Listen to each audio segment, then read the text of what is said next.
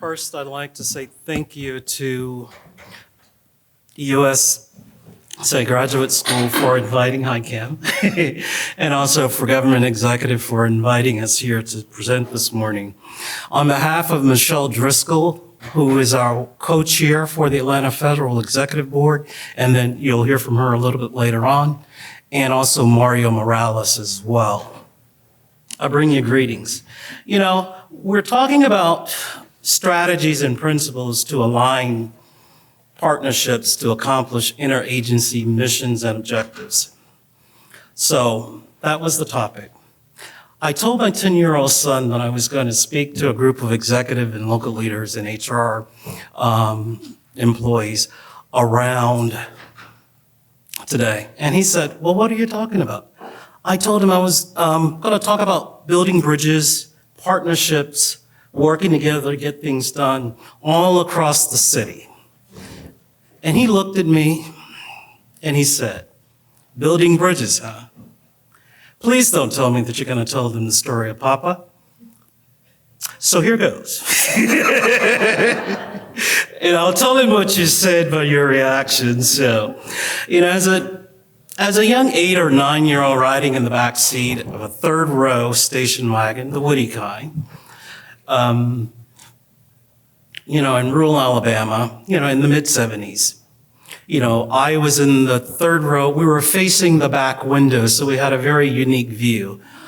Some of you are shaking your head so you can remember that. And what happened is that I was there, and that I have a brother who's a year older than I am, but technically he's not older. And then my younger sister, who's 3 years younger than I am, and she is definitely younger.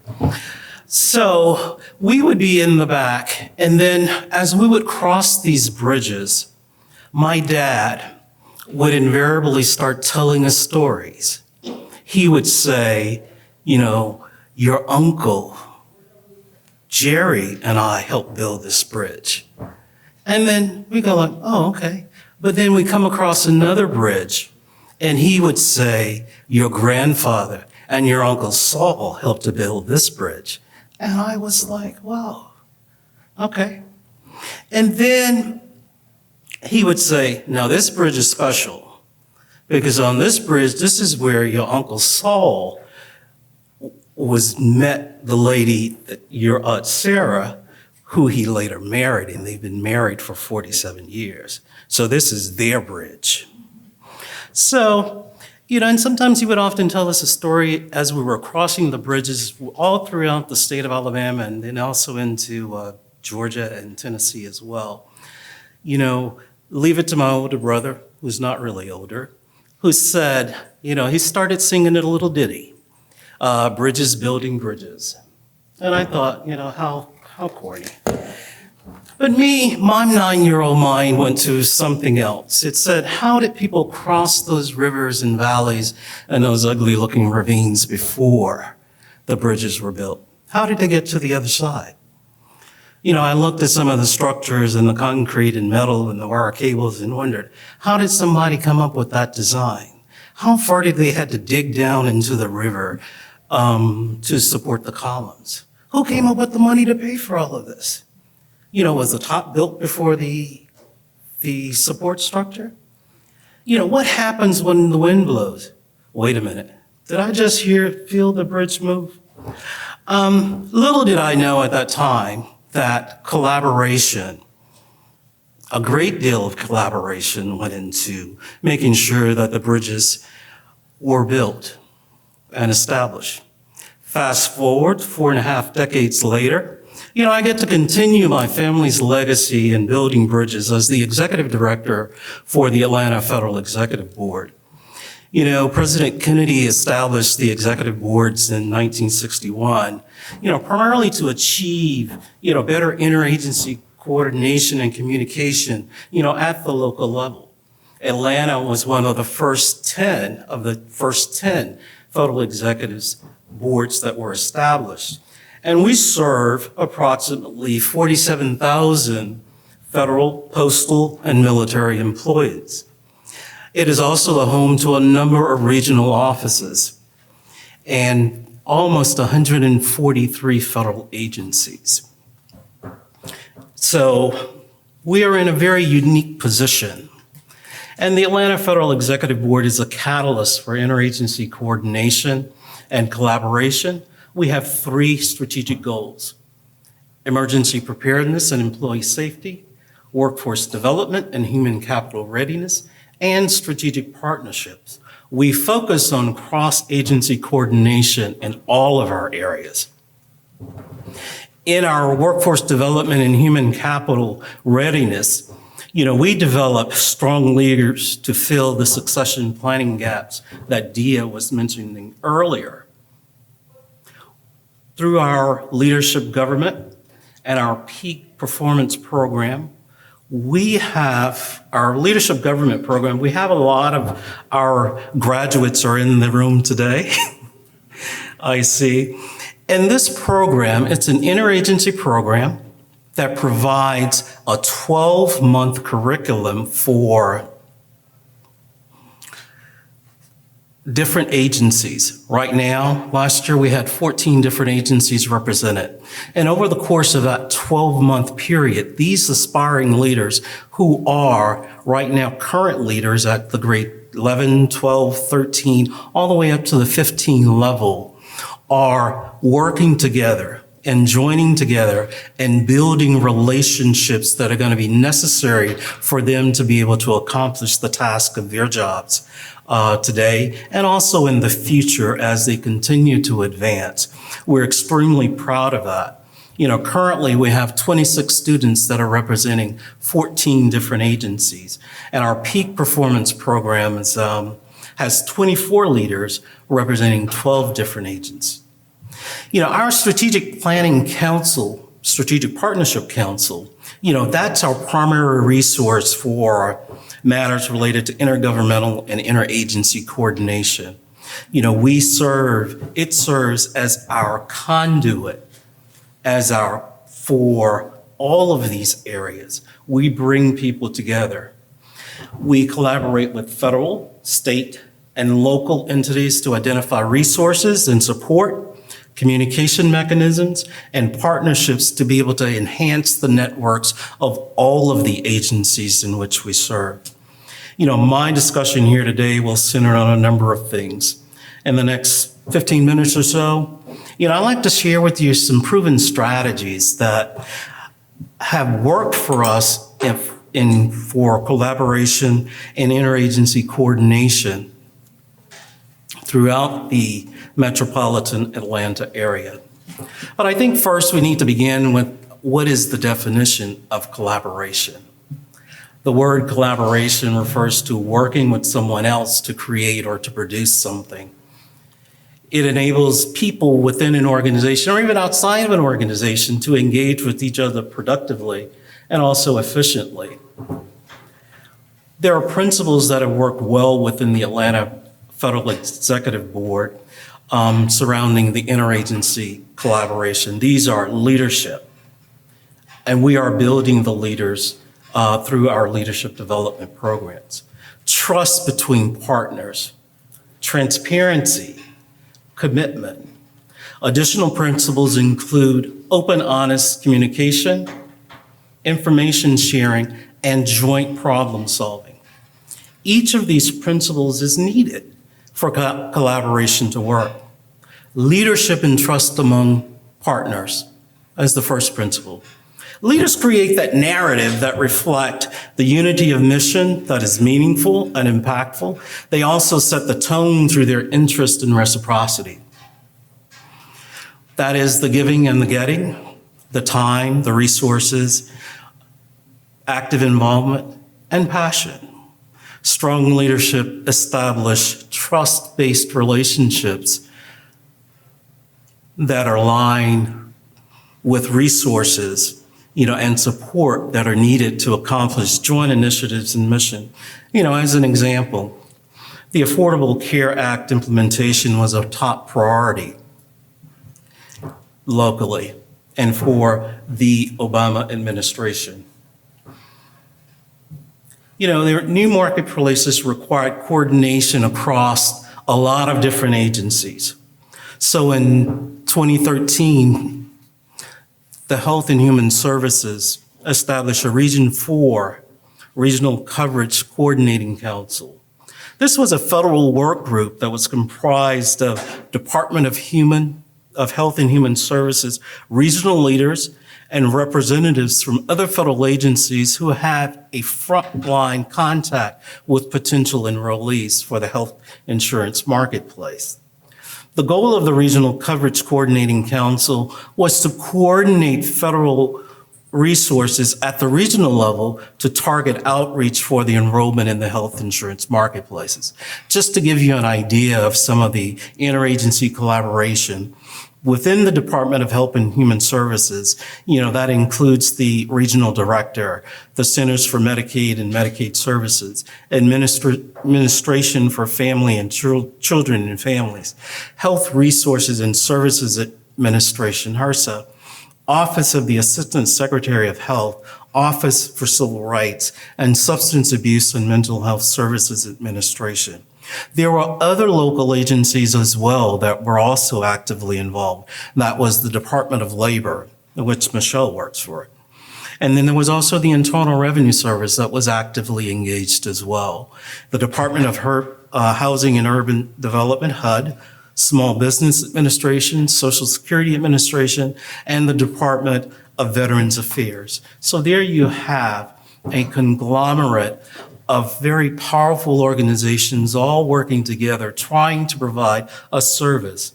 And since the establishment of this particular council in 2013, this work group, they assisted in enrolling millions of uninsured Americans into the marketplace, throughout the region. They had an exceptional level of cooperation, competence, and then also efficiency. They assisted the federal agencies in seeding their initial goal and effectively completing over 1,000 events from the start of the first open marketplace enrollment in 2013 until the end of the enrollment period in 2016. The Region 4 Council was the only actively engaged interagency work group throughout the country. They were recognized by President Obama during his last year as an example of what working together through the federal agencies can accomplish. Another of the principles that's required for effective collaboration is mission accomplishment is transparency. Being clear about what you can or can't achieve or what you need. Being clear about what the barriers, the stumbling blocks, the gaps or opportunities for help. Right now, the Department of Housing and Urban Development has implemented 2 Envision centers in the state of Georgia. These Envision centers will offer HUD-assisted families access to support service that can help them achieve self-sufficiency. Through the Atlanta Federal Executive Board, we have our Strategic Partner Council.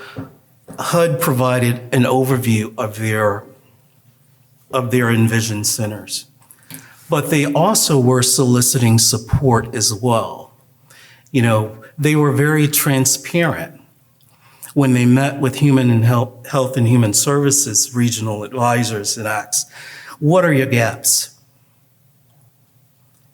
Here are our gaps. Here's what you can do for us. Through that conversation and through that dialogue, HUD was able to find no-cost resource providers in the critical areas of childcare, mental health services, health education, healthcare insurance marketplace education, senior living housing, housing for teens and young adults, Medicare, and also dental assistance as well. Through the Atlanta Federal Executive Board highlighting the HUD Envision centers and providing the opportunities for other agencies to partner and work together with HUD, we've been able to obtain alliances with U.S. Department of Agriculture that administers a significant number of food and nutrition programs, Also, if the Internal Revenue Service is working to provide them with voluntary income tax assistance, and ongoing financial education from the Federal Deposit Insurance Corporation and in place also is continuing education from the Federal Trade Commission. These agencies willingly come together and provide connectivity through the programs that they administer or through recipients or grants funded through their service providers. Through an alliance with the USDA, we fostered a relationship with Wholesome Wave of Georgia, a nonprofit geared towards providing healthy foods and eradicating food deserts throughout the state of Georgia. Wholesome Wave has also expressed an interest in providing services at the Envision Centers. And on March 11th, that's coming up, HUD will host and convene all of their partners, all of their fellow agencies, and also businesses, profit and nonprofit. They will come together to take a look at their operations. How is service provided? Where can we expand? Where can we grow?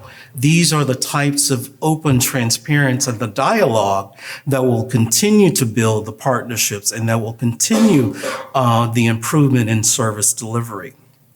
The third tenet of strategic partnerships that has been proven successful is a shared responsibility. Successful collaborations evoke a sense of shared responsibility where no one agency has absolute decision power or authority over the variables that determine success. Collaboration is bigger than one single entity and assumes that no one particular source has all the answers, but everyone has a part of the answers. Example, when HUD was on the ground in Louisiana when a disaster hit, they were working with FEMA, and they were encountering individuals who required assistance from Social Security Administration. Because of the alliances that had been established through the Atlanta Regional Office and through the Atlanta Federal Executive Board, the advisors there in HUD were able to personally reach out to Social Security and be able to establish there on site for the individuals who was impacted by the disaster and be able to immediately provide them with information that they needed in order that they may get immediate assistance. This is what happens when we're all working together. The final and equally important component for effective collaboration is commitment. Commitment is an essential element in successful collaborations. When you and your partners get to that step, when you're investing and committing together, the results can simply be astonishing. We can conquer anything and we can overcome any obstacles. The Internal Revenue Service and the field assistants and the Social Security Administration work together jointly to provide taxpayers with face-to-face assistance. They began in January of 2017 with 4 locations that were co-located, and they expanded to a 5th location in July of 2018, and a 6th site was added in November 2019. Further sites are up for consideration because these agencies are committed to the initial plan and are committed to continuing the expansion of providing face-to-face service in co-located sites. Collaboration is so much more than a tool for achieving business goals or personal dreams. Collaboration is about passion, compassion, love, support, kindness, and the power that we gain when we share with each other and lean on each other. Collaboration is all the answers to all those questions I posed to my dad back in the back of the station wagon over 4.5 decades ago. Bridges are built through collaboration. I'm honored to be a Bridges and also to continue my family's legacy of building bridges in a different way. Thank you so much.